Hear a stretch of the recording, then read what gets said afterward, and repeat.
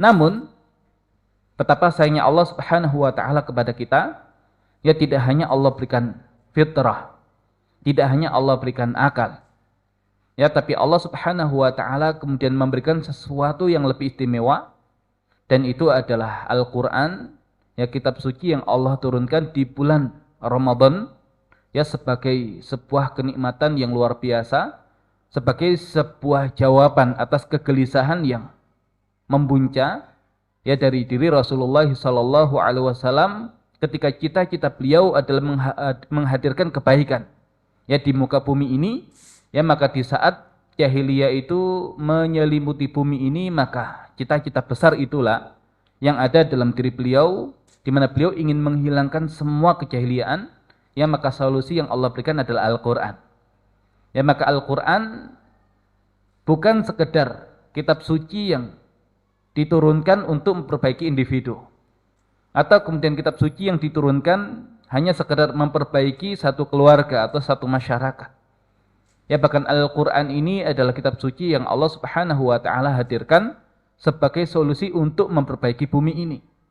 Maka orang yang beriman, orang yang Allah berikan nikmat Al-Quran, maka cara berpikirnya bukan hanya memperbaiki dirinya, bukan hanya memperbaiki keluarganya, bukan hanya memperbaiki masyarakatnya, tapi memperbaiki bumi Allah Subhanahu wa ta'ala. Walaupun ya semua dengan urutan.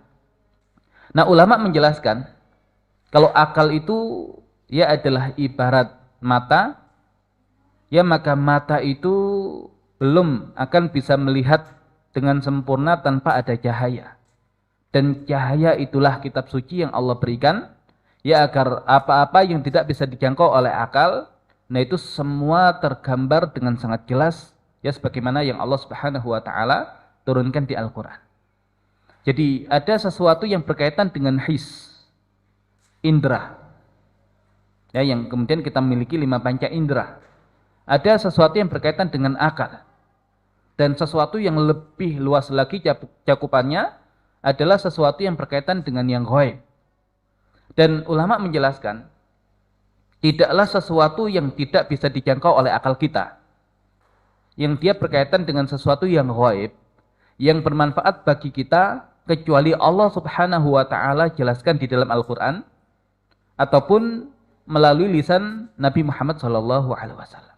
Maka kita tidak butuh sebetulnya mencari sumber yang lain, ya selain dari Al-Quran dan sunnah Nabi Muhammad sallallahu alaihi wasallam. Walaupun untuk memahami Al-Quran dan sunnah, ya nanti ada kriteria, ya ada syarat-syarat, tapi yang menjadi sumber utama ya adalah Al-Quran dan sunnah ini.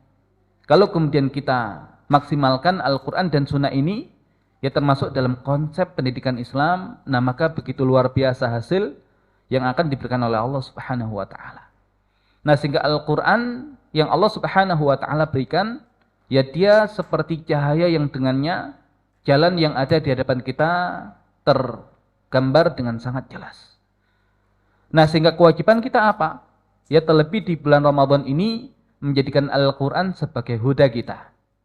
Ya, karena Allah Subhanahu wa ta'ala menyebutkan fungsi Al-Quran adalah huda linnas, sebagai petunjuk bagi manusia. Ya, juga Allah Subhanahu wa ta'ala secara khusus memberikan petunjuk, ya huda lil muttaqin, petunjuk bagi orang-orang yang bertakwa.